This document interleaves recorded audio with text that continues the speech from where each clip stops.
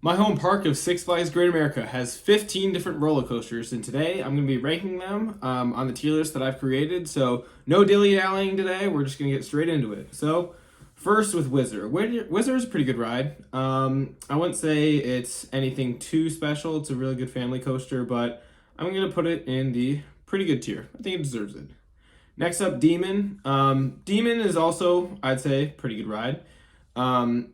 Just quick disclaimer, I don't dislike any of the coasters at my home park, which is pretty rare, and I don't really think any of them have a bad coaster, but Demon is, I'd say it's one of the ones that I really like, but I don't get around to it as often, but I like the drop, I like the inversions, and the tunnels pretty good, so I'm going to put it also in the pretty good tier.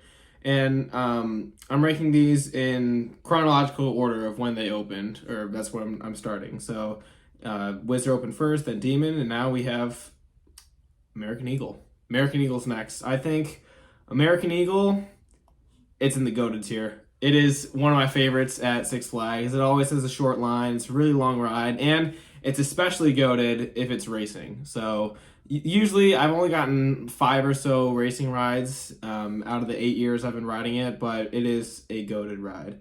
Next up, we have Batman the Ride.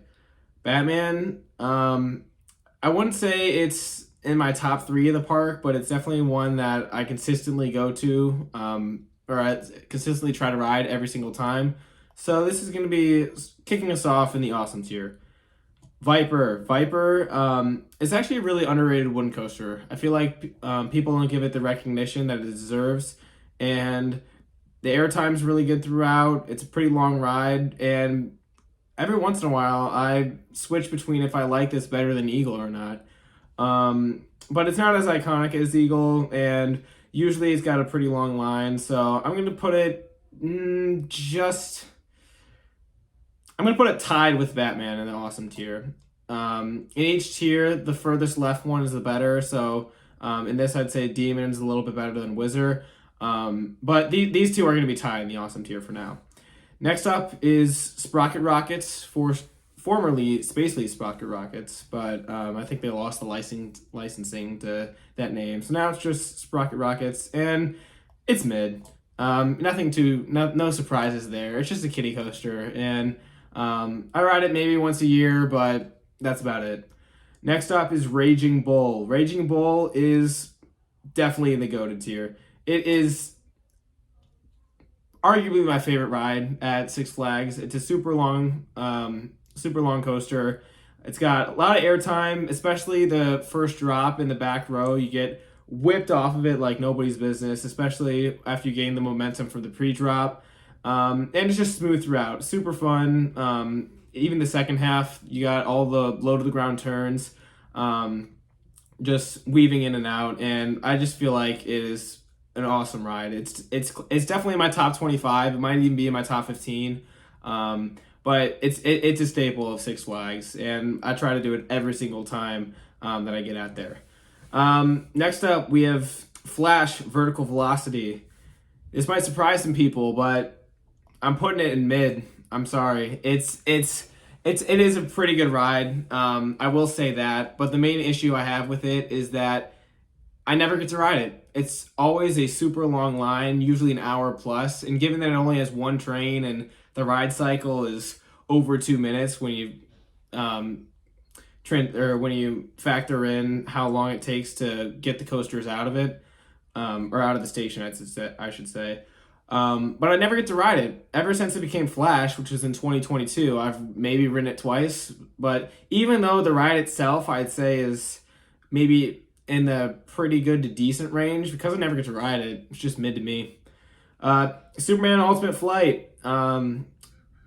I don't know. I mean, this one, I don't get to ride too often as well, but I do get to ride it more than V2. But I'm going to put it, for now, I'm going to put it in between Whizzer and Demon. It is a pretty good ride. I will say that. I do have to give it credit. Flying coasters are more unique than pretty much every other type of coaster, and especially the pretzel loop, which is pictured here, is a super intense moment when you feel like just all the blood is just rushing into your head. And it's unlike anything else. And I'd say it's a pretty good ride. It's not one of my favorites at Six Flags, but I do try to get around to it every once in a while. Next up, we have Dark Knight. Dark Knight, it's decent. I'll lead it in the decent tier. It's a really cool wild mouse, especially with just the indoor elements and the theming with it. But usually it's got a pretty long line, but when it doesn't, it really delivers. It's a really nice ride. So I'm gonna put it in the start of the decent tier. Next up, we got Little Dipper. Little Dipper is mid. Once again, no surprises there. Just another kiddie coaster, but I do have to fix this because this is V2 is better than both of these, so it's leading in the mid tier. So I'm gonna put that there.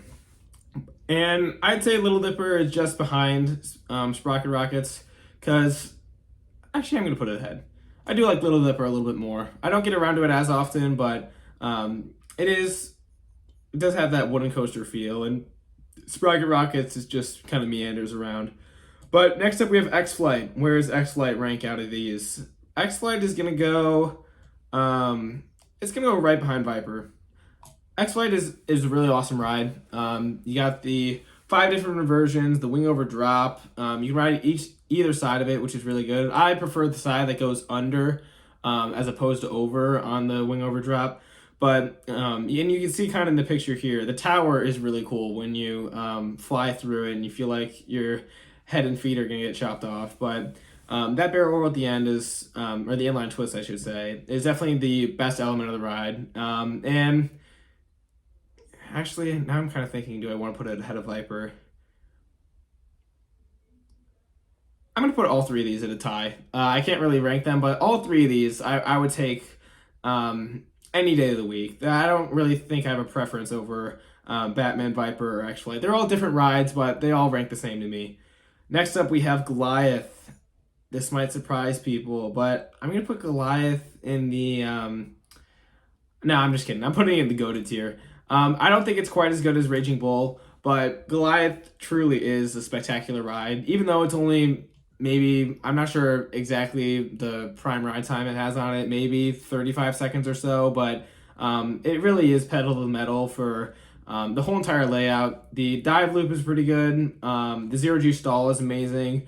But I say the elements that really stick out to me are the first drop and the airtime hill leading into the dive loop. I'm just a sucker for airtime. I like it usually more than inversions, but Goliath has equally good at both. And just because it's not as long of a ride, that's why I'm putting Raging Bull ahead of it. I think if Goliath had an extra 1,000, 2,000 feet, we'd be talking a little bit differently, but just because it's a shorter ride, it's not as good as Raging Bull.